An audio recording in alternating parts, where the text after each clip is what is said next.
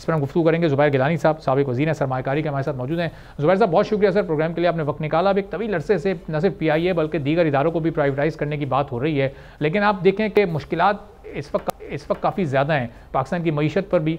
लेकिन ये जो चंद एक लोकल इन्वेस्टर इस वक्त दिलचस्पी दिखा रहे हैं, अब हमें इनका हौसला बढ़ाने की ज़रूरत है, इन्हें सहूलियात और आसानी देने की ज़रूरत है, ताकि इनको देखकर फिर इंटरनेशनल इन्वेस्टर्स भी पाकिस्तान की जानिब रुख करें। एब्सोल्युटली।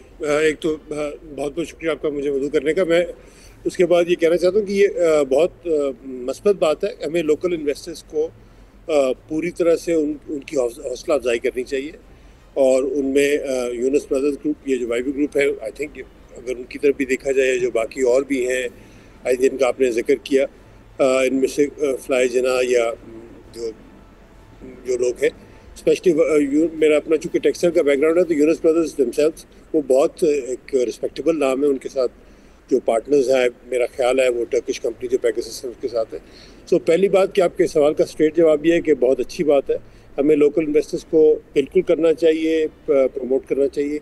इस बात से कतई नज़र कि कौन सी हुकूमत है, कैसी हुकूमत है, जायज़ हुकूमत है, नहीं है, जो भी है, मैं ये समझता हूँ कि सरकारी इदारों की प्राइवेटाइजेशन जो है वो इंतहाई ज़रूरी है, और जितनी जल्दी हो जाए वो बेहतर है। आपने सही फरमाया कि 2015 में अगर हो जाती तो ये जो इतने सारा नुकसान है 500 अरब रुपए का, ये इससे बच जाते, और वो कंपनी जो है वो कुछ नफ़ा भी बनाती है, और उस नफ़े के ऊपर कुछ सरकार को टैक्स भी आता, ताकि जो चंद तनख्वाहदार मुलाजिम जो टैक्स देते हैं उनमें और भी ज़्यादा इजाफा होता है उस टैक्स बेस के अंदर। सो इस पर तो कोई बहस नहीं है। सवाल ये है कि ये 1 अक्टूबर तक होगा, हो पाएगा, नहीं हो पाएगा, अल्लाह करे हो जाए, ना भी हो उसके कुछ अर्सा बाद भी हो जाए तब भी ठीक है। होनी ज़रूर चाहिए, इसमें कोई बहस नहीं है। लेकिन ये जो जैसे आपने भी बताया पिछले साल का 75 अरब का नुकसान है, आप देखें उसमें से 50,000 अरब तो खाली फाइनेंशियल एक्सपेंसेस का है। तो PIA एक वैसे तो अगर मैं गलती पे नहीं हूँ तो 100 से ऊपर कोई 110-112 के करीब मुल्क हैं जिनकी स्टेट ओन्ड कैरियर्स हैं, लेकिन उन मुल्कों के हालात फ़र्क हैं, उनका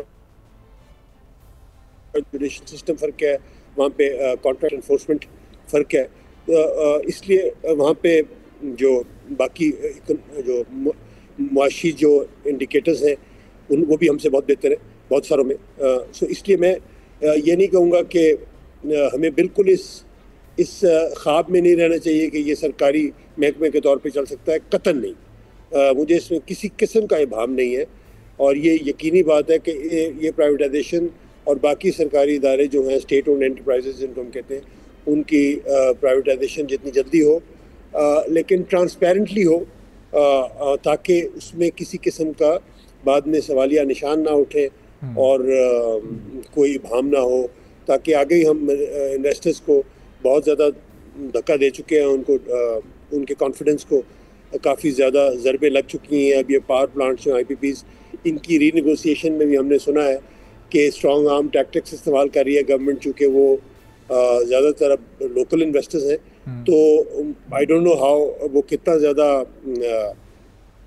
एक अक्लमंदाना फैसला है, बिकॉज याद रखिए कि लंदन कोर्ट जो इंटरनेशनल आर्बिट्रेशन है LCIA में या बाकी जगहों पे, उनमें या एक्सिट की, उसमें हमारा माजी का तजर्बा जो है वो बहुत ही ज़्यादा तशवीशनाक है।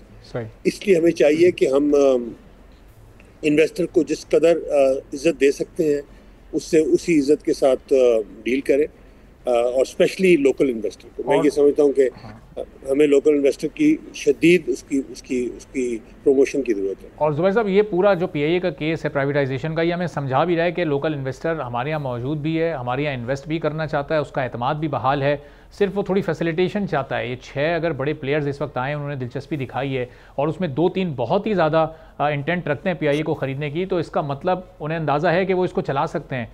लेकिन 2017 में हम अलग से एक मिनिस्ट्री भी बना चुके हैं प्राइवेटाइजेशन की, उसके बावजूद भी अभी तक ये मामला अपने एंड तक ना पहुंचना, ये भी बहरहाल एक अफसोसनाक अमर है।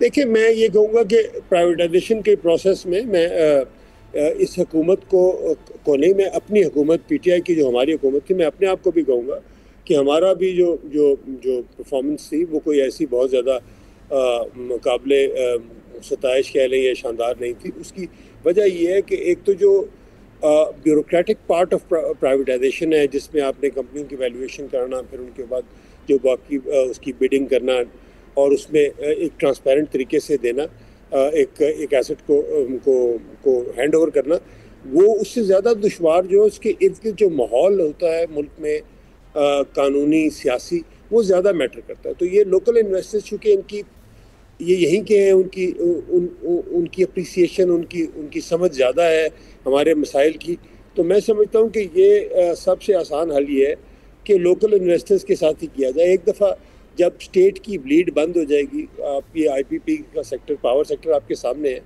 इसमें भी अगर आप देखें कि हमने कोई एक कायदे करीने से शुरू किया होता तो शायद ये आज हम इस बुरी हालत में ना होते कि हम एक एग्जिस्टेंशियल थ्रेट है पावर सेक्टर की वजह से। आई मीन वो उस पर जितनी भी बात की जाए कम है।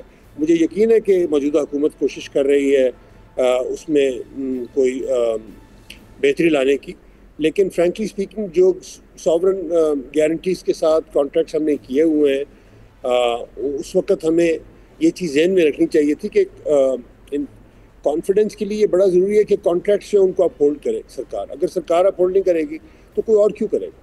तो इसलिए ये बहुत ज़रूरी है एंड आई थिंक कि जितनी जल्दी किया जाए वो बेहतर है। सब्सक्राइब करें और बेल दबाएं ताकि कोई खबर रह न जाए।